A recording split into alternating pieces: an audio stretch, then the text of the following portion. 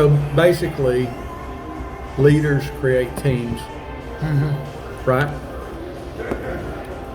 And what creates team? What's the source of a team? Like what creates a team? The game. The game. Enrolling people into playing a game. And the difference it makes. And the game is built by the difference it's gonna make. And what enrolls them is What people wanting to make a difference. Yes. The difference that you're saying it will make.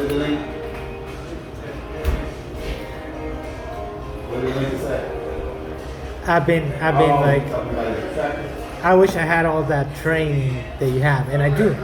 But I wish I had it as clear as you do.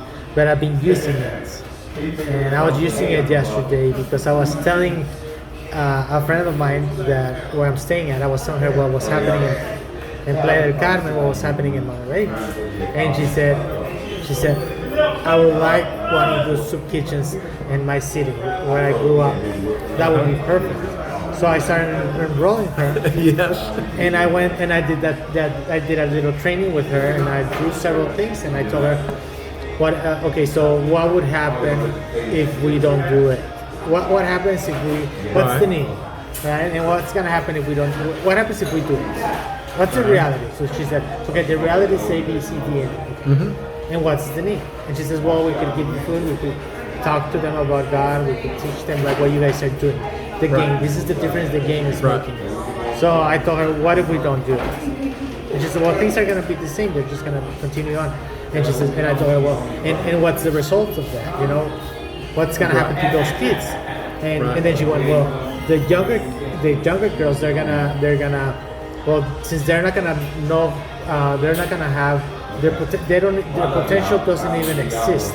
Because the potential in those circumstances is very limited. Right. Like you can have all the potentials, but in there it's very, very limited. Right. Right. You need a different environment for your potential to grow. Right. And she said, well, the teens. I told her, what's going to happen with, let's say, with 5 of the girls. And she says, well, the little pre-teens are going to become teens. And I told her, at what age are they going to start having babies? And she says, well, around 15, 14, 15, Yeah. 14 or 15. And I told her, and what's going to happen to them? And she said, well, they're going to have to raise the kids, and they're not going to have enough money, blah, blah, blah. And I told her, what's going to happen with the guys, with the little boys, once they turn 16? And she said, well, the cartels are working very hard over there. So by the time they turn 16, they're going to join the cartel. Right? Or they're just going to be super poor, drinking, and just like trying a miserable life. And what's gonna happen there? So I took her to that place, and she says, well, they're gonna die. Okay, and it's up to who to make that difference. If we're not going to do it, who's going to do it? It's not going to happen. It's not gonna happen.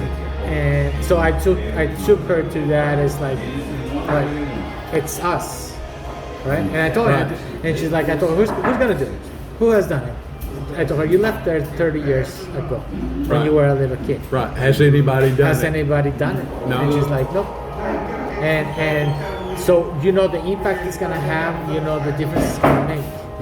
If we do it. If we do it. This is possible. And she's like, but Herman, where did you get the food? But Herman, where did you get this? She started questioning her. And not enough. You know? Always. Right? I'm telling you, always. And then she jumped from the where, how do you do it, or where do you get it, or what, and then she went to, what would be the first step? And then she started like, I could see her mind just blowing up. And then she says, I have a friend who would give me $1,000 if I go over to him.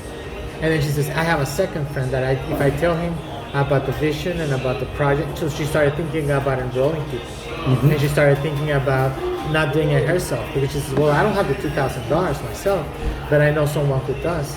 And we could start making a difference in Acapulco. She's from Acapulco.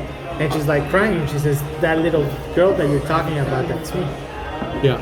The little girl that we're going to be serving the food to, she says, I grew up there. And she says, I remember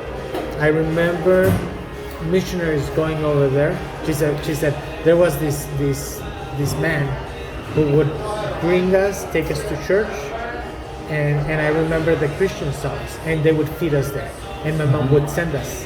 She wouldn't go with us, but she would send us so we had something to eat, and he would preach to us. And he says, that's where I received Jesus.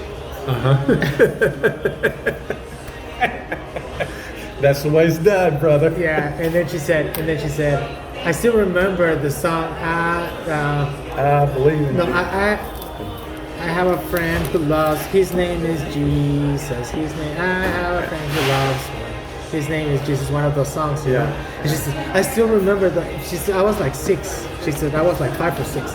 I still remember the song. I felt God's presence, and that's what took me out of that reality. And she Yeah. says, I go back to visit my sisters and my nieces. What do we sell for?